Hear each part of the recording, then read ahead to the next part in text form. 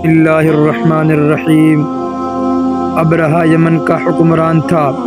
उसने यमन में एक आलिशान कलीसा तामीर करके यमन के लोगों में ये ऐलान करा दिया कि आइंदा कोई शख्स हज के लिए मक्का मुकर्रमा ना जाए और इस कलीसा को बैतुल्लाह समझे। उस ऐलान से अरब के लोगों में गम और गुस्से की लहर दौड़ गई। फिर उनमें से किसी शख्स ने रात के वक्त उस कलीसा में जाकर गंदगी फैला दी। अबरहा को जब यह मालूम हुआ तो उसने एक बड़ा लश्कर तैयार करके मक्का मुकर्रमा का रुख किया। रास्ते में अरब के कई कबीलों ने उसे रोकने की कोशिश की, लेकिन अबरहा के लश्कर के हाथों उन्हें शिकस्त हुई। आखिरकार ये लश्कर मक्का मुकर्रमा के करीब एक जगह पहुंच गया। अगली सुबह जब उसने बैतुल्लाह की तरफ बढ़ना चाहा तो उसके हाथियों ने आगे बढ़ने से इनकार कर दिया। उसी वक्त उसकी तरफ से अजीब व गरीब किस्म के परिंदों का एक गोल आया और लश्कर पर छा गया।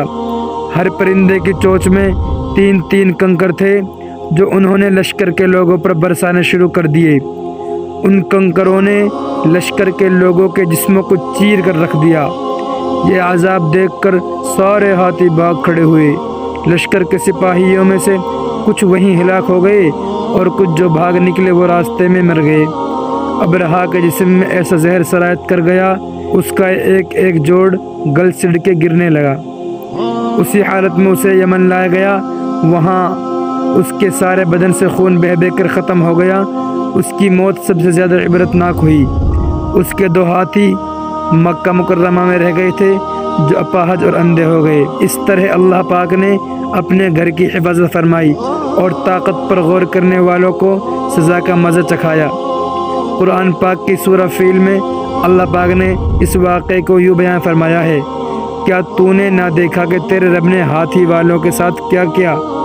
क्या उनके मकर को बेकार नहीं कर दिया और उन पर परिंदों के झुंड भेज दिए जो उन्हें मिट्टी और पत्थर की कंकरियां मार रहे थे, बस उन्हें खाए हुए भूसे की तरह कर दिया।